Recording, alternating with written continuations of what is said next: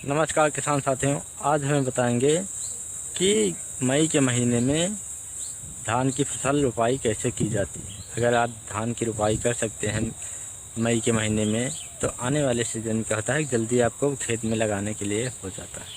चलिए हम बात करते हैं कि कौन सी खाद डालें, कैसे उस खेत को तैयारी करें, कितना बीज लगता है, कितना दिन में उसे दूसरे खेत में लगाने के लिए तैयार हो जाता है। चलिए अगर हमारे अकाउंट पर आया है तो फॉलो करें। चलिए हम बताते हैं। जैसे कि 15 मई से या 15-20 जून तक आप लगा सकते हैं, धान की रोपाई कर सकते हैं। उसके बाद या 25 या 30 दिन में आपको खेत में दूसरे खेत में लगाने के लिए हो जाता है, हो जाती है, जो बीज है आपको हो जाती है लगाने के लिए दूसरे के खेत में। चलिए हम बताते हैं कि कौन सा बीज लें, कैसे खेत को तैयारी करें, कितना बीज लगता है, कितनी कौन सी खाद डाली जाती है रोपाई करते समय। इस वीडियो में हम आपको पूरी जानकारी देंगे। चलिए अगर हमारे चलिए जैसे आप 1 बीघे में लगाते हैं, धान की रोपाई करते हैं, नर्सरी डालते हैं, तो क्या होता है कि 200 या 3 किलो का बीज लगता है। अगर आप 2 या 3 किलो का बीज 1 बीघे में लगता है, तो हम बात करेंगे कौन सा बीज डालें। जैसे कि श्री राम सुपर 505 बीज बहुत ज़्यादा, इसका जो धान होता है बहुत ज़्यादा मोटा भी होता है, बहुत ज़्यादा अच्छा भी होता है, उसका चावल है बहुत ज़्यादा खाने में भी लगता है। जैसे कि आप रोपाई करते समय जैसे खेत को अच्छे से खड़ी हुई गोबर की खाद डालते हैं, उसे खेत को क्या होता है कि पानी से भरते हैं।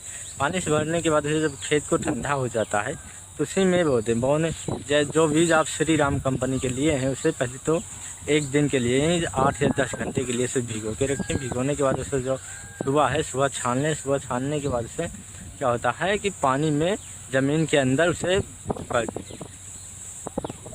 ज़मीन के अंदर छानने के बाद उसमें क्या होता है कि बोरा जो पूरा होता है उसे ढाँपने के बाद छोटा छोटा आता है, उसे ले जाएँ उसे छींटते हैं। जो पानी आप खेत में भरते हैं, अब हम बात करेंगे कैसे उसे क्या होता है कि वो रोपाई करते हो, बेहन डालते समय कौन कौन सी खाद डाली जाती है। जैसे कि आप पहले तो गोबर की सड़ी हुई खाद ले लें, गोबर ले लें। उसके क्या होता है जुताई करते हैं। जुताई करने के बाद उससे क्या होता है कि जब आपको बेहन डालते समय क्या होता है कि 2 किलो यूरिया ले लें, पोटाश ले लें, एक क्या हो गए और DAP ले लें। ये जो 3 खाद जो होता है हमने उसे ले लें। लेने के बाद उसे उसी में डालें। आप डालने के बाद उसे टाइम से सिंचाई करते रहना है। आपको 25 या 30 दिन दूसरे वाले खेत में लगाने के लिए तैयार हो जाती है।